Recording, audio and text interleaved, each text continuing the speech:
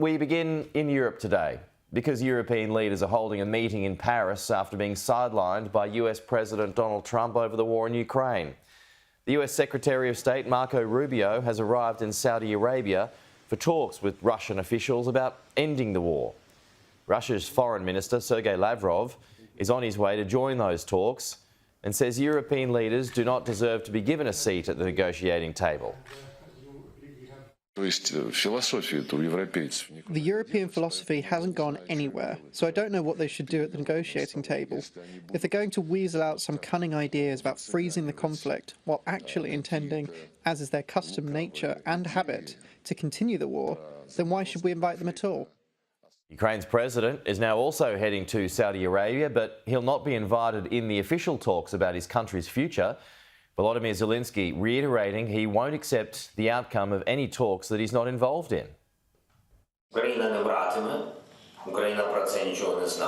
Ukraine is not participating. Ukraine knew nothing about it.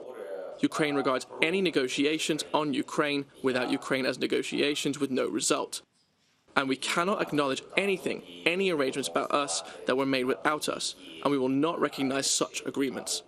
In Europe now, here's Adam Parsons with more.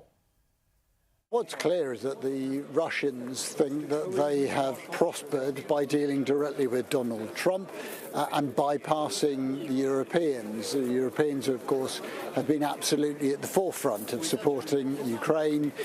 And, of course, remember, Ukraine's western border, is effectively Europe's eastern border. So I think the reality is that the European leaders who are meeting here think it is ludicrous to imagine a peace deal for Ukraine that does not involve them. That is one of the things they are talking about inside the Elysee Palace right now. Giorgia Meloni, the Italian Prime Minister, was the last leader to arrive. She joins leaders from across this continent, Emmanuel Macron, Keir Starmer, Olaf Scholz from Germany, who's got an election this weekend. Mette Frederiksen is here from Denmark, representing a whole group of nations, Spain, Netherlands, Poland, of course, and then, as you said, NATO, European Commission, European Council. It's a very powerful set of people brought together quickly, and they are anxious.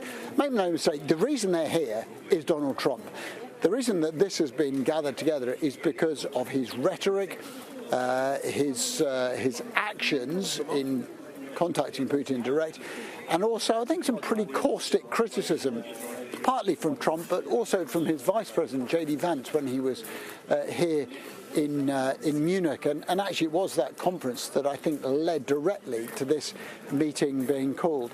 Bluntly, the Europeans think that they are being sidelined and marginalised in something where they, in their opinions, are absolutely central.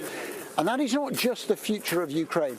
This is the future of the transatlantic relationship, which has pretty much underpinned Europe since the end of the Second World War. I think in that time, particularly the British and the French considered America to be a nation with an unbreakable bond of loyalty. And now that seems to be under threat.